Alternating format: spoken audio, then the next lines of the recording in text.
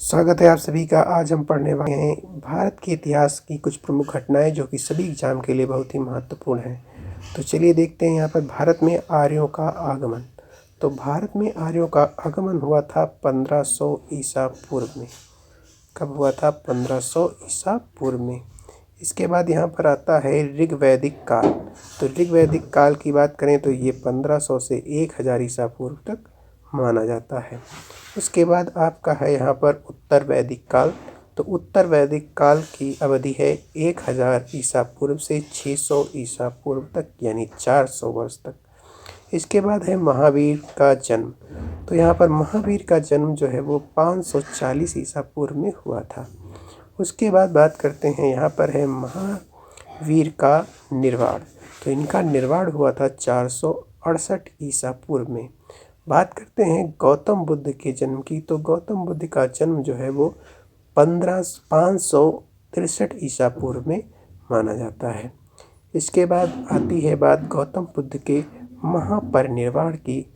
तो गौतम बुद्ध का जो महापरिनिर्वाण है वो 483 ईसा पूर्व में हुआ था। कब हुआ था? 483 ईसा पूर्व में। तो 483 ईसा पूर्व में गौतम बुद्ध का महापरिनिर्वाण हुआ था। इसके बाद बात करते हैं सिकंदर का भारत पर आक्रमण।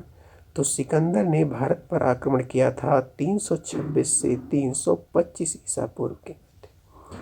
बात करते हैं चंद्रगुप्त मौर्य की। तो चंद्रगुप्त मौर्य की जो मृत्यु है वो 298 ईसा पूर्व में हुई थी। 298 ईसा पूर्व में।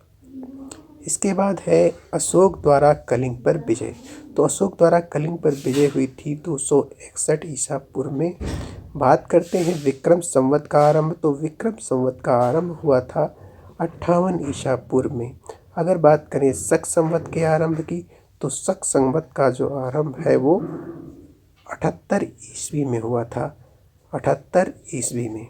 इसके बाद बात करते हैं हिजरी संवत के आरंभ की। तो जो हिजरी संवत है उसका आरंभ हुआ था 622 ईस्वी में। कब हुआ था? 622 ईस्वी में। उसके बाद यहाँ पर है फायान की भारत यात्रा। तो फायान भारत में यात्रा करने के लिए कब आया था? तो वो आया था 405 ईस्वी में और 411 ईस्वी तक भारत में उसने यात्रा की है। इसके बाद बात करते हैं हर्षवर्धन के शासनकाल की। तो हर्षवर्धन का शासनकाल जो है वो 606 ईस्वी से लेकर के 647 ईस्वी तक रहा। अब यहाँ पर बात करते हैं ह्वेन-सांग की यात्रा। तो ह्वेन-सांग की भारत यात्रा जो है वो 630 ईस्वी में हुई। इसके बाद आता है चीनी यात्री इत्संग का बिहार भ्रमण। तो चीनी यात्री जो इत्संग है वो बिहार में भ्रमण करने के लिए 673 ईस्वी में भारत आया था। इसके बाद यहाँ पर आता है भारत पर प्रथम मुस्लिम आक्रमण। तो भारत पर प्रथम मुस्लिम आक्रमण जो है वो 712 ईस्वी में हुआ था। 712 ईस्वी में। इसके बाद हम देखेंगे यहाँ पर क्या है, सोमनाथ मंदिर पर आक्रमण। तो सोमनाथ मंदिर पर आक्रमण की बात की जाए तो सोमनाथ मंदिर पर आक्रमण हुआ था 1025 ईस्वी में। अब इसके बाद यहाँ पर है तराइन का प्रथम युद्ध। तराइन का प्रथम युद्ध 1191 ईस्वी में। उसके बाद तराइन का द्वितीय युद्ध 92 में। और उसके बाद यहाँ पर आता है गुलाम वंश की स्थापना। तो गुलाम वंश की स्थापना जो है 1206 ईस्वी में हुई। उसके बाद जो है इब्न बतूता का भारत में आगमन 1333 ईस्वी में हुआ। फिर उसके बाद होता है विजयनगर साम्राज्य की स्थापना। विजयनगर साम्राज्य की स्थापना हुई है 1336 ईस्वी में। उसके बाद आता है तैमूर लंग का भारत पर आक्रमण। तो तैमूर लंग ने भारत पर आक्रमण किया 1398 ईस्वी में। इसके बाद यहाँ पर है गुरु नानक देव जी का जन्म। तो गुरु नानक देव जी का जन्म जो है वो 1469 ईस्वी में हुआ था। 1469 ईस्वी में। उसके बाद यहाँ पर है वास्को डिगामा का भारत आगमन। तो वास्को डिगामा भारत आया था 1498 ईस्वी में। अगर बात करें आगरा शहर की स्थापना की, तो आगरा शहर की स्थापना हुई थी 1506 ईस्वी में। इसके बाद आता है चौसा का युद्ध। चौसा का युद्ध जो है वो 1539 ईस्वी में हुआ था। अब बात करते हैं कन्नौज या बिलग्राम के युद्ध की। तो कन्नौज या बिलग्राम का युद्ध ये 1540 ईस्वी में हुआ था।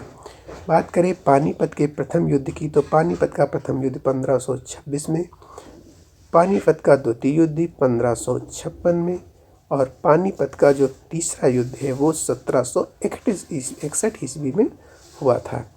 अब बात करते हैं अकबर के जन्म की। तो अकबर का जन्म 1542 ईस्वी में हुआ था।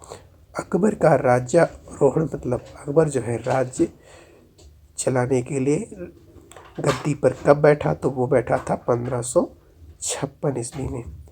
हल्दी घाटी का युद्ध, तो हल्दी घाटी का युद्ध 1576 में लड़ा गया था। बात करें दीन-ए इलाही धर्म की स्थापना, तो दीन-ए इलाही की धर्म की स्थापना हुई थी 1582 ईस्वी में। इसके बाद आता है ईस्ट इंडिया कंपनी की स्थापना। तो ईस्ट इंडिया कंपनी की स्थापना 1600 ईस्वी में हुई थी। इसके अलावा हम देखते हैं यहाँ पर अकबर द्वारा मनसबदारी का आरंभ कब किया गया था, तो ये किया गया था 1574 ईस्वी में। इसके बाद आता है प्लासी का युद्ध। तो प्लासी का युद्ध 1757 ईस्वी में लड़ा गया था। बात करें बेदरा के युद्ध की, तो बेदरा का युद्ध 1759 में लड़ा गया। उसके बाद आता है बक्सर का युद्ध जो कि 1764 ईस्वी में लड़ा गया। प्रथम आंग्ल मैसूर युद्ध, प्रथम आंग्ल मैसूर युद्ध हुआ 67 से लेकर के 69 ईस्वी तक। इसके बाद आता है द्वितीय आंग्ल मैसूर युद्ध जो कि 1780 से 84 तक हुआ। उसके बाद बात करते हैं तृतीय मैसूर युद्ध की, तो वो हुआ था 1790 और 92 के मध्य। चतुर्थ आंग्ल मैसूर युद्ध 1799 में। उसके बाद सन्यासी विद्रोह आता है, वो हुआ था आपका 1770 में। बात करें संथाल विद्रोह की, तो संथाल विद्रोह जो है वो है 1855 से 56 के मध्य। बात करें अहोम विद्रोह की, तो 1828 से लेकर के 1833 ईस्वी तक चला। बात करते हैं पाइका विद्रोह की, तो पाइका विद्रोह जो है वो आपका 1817 ईस्वी से 25 के मध्य हुआ। बात करें भील विद्रोह, तो भील विद्रोह जो है आपका 1818 ईस्वी से लेकर के 1831 ईस्वी तक हुआ। बात करें हो विद्रोह की, तो ये हुआ था 1820 से 21 के मध्य। इसके बाद आता है कोल आंदोलन। तो कोल आंदोलन जो है ये आपका 1831 से लेकर के 1832 तक हुआ। इसके बाद आता है रामोशी विद्रोह। तो रामोशी विद्रोह जो है ये 1822 से 29 के मध्य हुआ। बात करें बहावी आंदोलन की, तो बहावी आंदोलन जो है ये आपका 1826 से 1871 के मध्य हुआ। और उसके बाद है खासी विद्रोह। खासी विद्रोह जो है ये आपका 1833 में हुआ था। और इसके बाद है आपका नील विद्रोह जो कि 1859 से लेकर के 1860 तक चला। इसके बाद आता है फरायजी आंदोलन। तो फरायजी आंदोलन जो है ये 1838 से 1860 तक चला।